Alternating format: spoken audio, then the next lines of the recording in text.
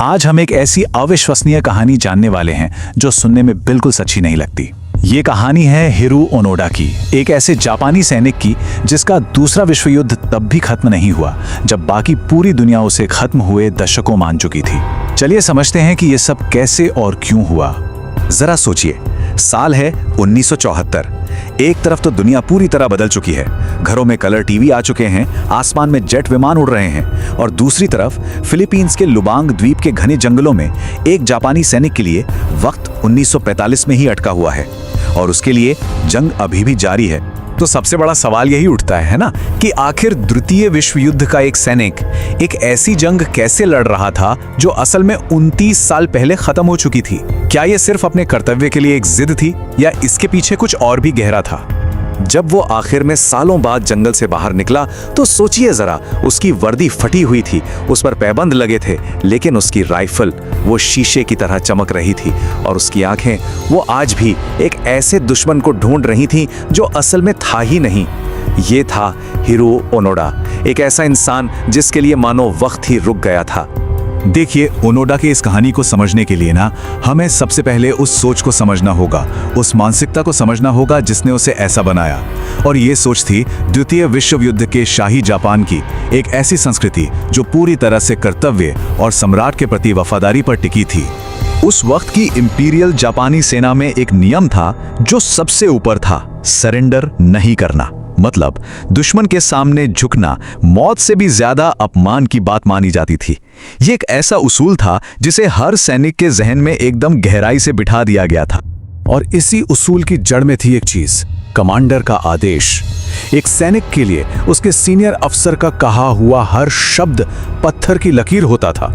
यह सिर्फ अनुशासन नहीं था, नहीं, ये एक पवित्र कर्तव्य था जिसे हर हाल में निभाना ही था। और बस यही वो एक खास आदेश था जिसने हिरो ओनोडा की जिंदगी के अगले 30 साल तय कर दिए। उसके कमांडिंग ऑफिसर मेजर तानिगुची ने उससे कहा था, तुम्हें किसी भी हाल में सरेंडर नहीं करना, हम तुम्हारे लिए वापस आएंगे। और ये शब्द ओनोडा के लिए एक मंत्र की तरह बन गए। तो हुआ ये कि 1944 में ओनोडा को गुरिल्ला युद्ध लड़ने के लिए लुबांग द्वीप पर भेजा गया। लेकिन फिर आया अगस्त 1945। एक तरफ पूरी दुनिया दूसरे विश्व युद्ध के खत्म होने का जश्न मना रही थी और दूसरी तरफ ओनोडा तक ये खबर कभी पहुंची ही नहीं। उसके लिए तो मिशन बस अभी शुरू ही हुआ था। ऐसा नहीं है कि उसे समझाने की कोशिशें नहीं हुई, बहुत हुई। हवाई जहाजों से पर्चे गिराए गए जिन पर लिखा था कि युद्ध खत्म हो गया है। लेकिन ओनोडा की ट्रेनिंग ने उसे सिखाया था कि दुश्मन ऐसी चालाकी भरी तरकीबें अपनाएगा। तो उसने हर संदेश, हर अखबार, यहाँ तक कि अपने परिवार के संदेशों को भी दुश्मन का प्रोपेगेंडा मानकर नजरअंदाज कर दिया। और फिर साल बीतते गए, दशक बीतते गए, उसकी छोटी सी टुकड़ी भी धीरे धीरे कम होती गई। उसके एक साथी ने सरेंडर कर दिया, 2 साथी स्थानीय पुलिस के साथ हुई झड़पों में मारे गए। और 1972 आते आते, यानी 27 साल बाद, हिरो ओनोडा अपनी इस जंग में बिल्कुल अकेला रह गया था। लेकिन इस कहानी का एक बहुत ही दुखद और अंधेरा पहलू भी है। स्थानीय ग्रामीणों और पुलिस को दुश्मन समझकर ओनोडा और इसके साथियों ने अपने इस 29 साल के मिशन के दौरान 30 से ज्यादा फिलिपिनो लोगों की जान ले ली। ये वफादारी और कर्तव्य की एक बहुत बड़ी और दुखद कीमत थी। दशकों तक दर्जनों खोज दल उसे ढूंढने में नाकाम रहे। सरकार ने उसे मृत मान लिया था, सबने उम्मीद छोड़ दी थी। फिर 1974 में कहानी में एक बिल्कुल ही नया मोड़ आता है। एंट्री होती है नोरियो सुजुकी की, जो एक कॉलेज ड्रॉप आउट था और जिसे एडवेंचर का शौक था।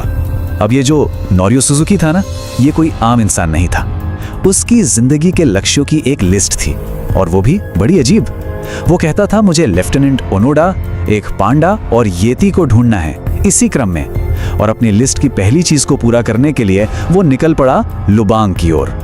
और सबसे ज्यादा हैरानी की बात तो ये है कि जिस काम को सेनाएं दशकों में नहीं कर पाईं, वो काम सुजुकी ने सिर्फ 4 दिनों में कर दिखाया।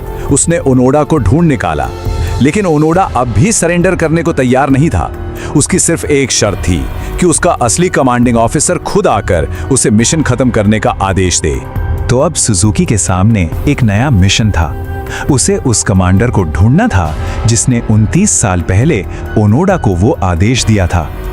और यहीं से शुरू होता है हिरो ओनोडा की निजी जंग का आखिरी अध्याय। इसके बाद जो हुआ वो सच में किसी फिल्मी सीन जैसा था। जापानी सरकार ने मेजर तानीगुची को ढूंढ निकाला, जो अब रिटायर होकर एक किताबों की दुकान चलाते थे। उन्हें हवाई जहाज से लुबांग लाया गया। जंगल में 29 साल बाद वो दो लोग फिर मिले। ओनोडा ने सावधान होकर सैल्यूट किया और तानीगुची ने उसे औपचारिक रूप से उसके पुराने आदेश से मुक्त कर दिया। और इस तरह आखिरकार हिरो ओनोडा के लिए दूसरा विश्व युद्ध खत्म हुआ।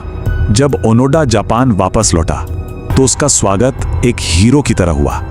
लोगों के लिए वो कर्तव्य और निष्ठा का प्रतीक बन गया था। लेकिन असल में वो एक ऐसी दुनिया में वापस आया था जिसे वो पहचान ही नहीं पा रहा था। उसने अपनी जिंदगी के 30 साल एक ऐसे मिशन पर कुर्बान कर दिए थे जो कब का खत्म हो चुका था। सोचकर देखिए, उसने एक शाही फौजी जापान छोड़ा था और वो लौटा एक ऐसे जापान में जहां बुलेट ट्रेनें थी, बड़ी बड़ी बिल्डिंग्स थी और नियॉन साइन थे।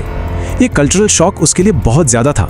वो इस नए माहौल में खुद को ढाल ही नहीं पाया और आखिर में एक शांत जिंदगी जीने के लिए ब्राजील चला गया। अपनी जिंदगी के आखिरी सालों में वो अपने अतीत से जूझता रहा। 1996 में वो वापस लुबांग द्वीप भी गया, शायद उन लोगों के प्रति प्रायश्चित करने के लिए जिन्हें उसने अनजाने में नुकसान पहुंचाया था। वहां जाकर उसने स्थानीय समुदाय को पैसे दान दिए। 2014 में 91 साल की उम्र में उसका निधन हो गया और वो अपने पीछे कर्तव्य और भ्रम की एक बहुत ही जटिल कहानी छोड़ गया। हिरो ओनोडा की ये कहानी हमें कर्तव्य, विश्वास और समय को लेकर कई बड़े सवालों के साथ छोड़ जाती है। ये हमें सोचने पर मजबूर करती है कि किसी भी मकसद के लिए अटूट वफादारी कब एक गुण से एक त्रासदी बन जाती है और आखिर हद से ज्यादा निष्ठा की असली कीमत क्या होती है।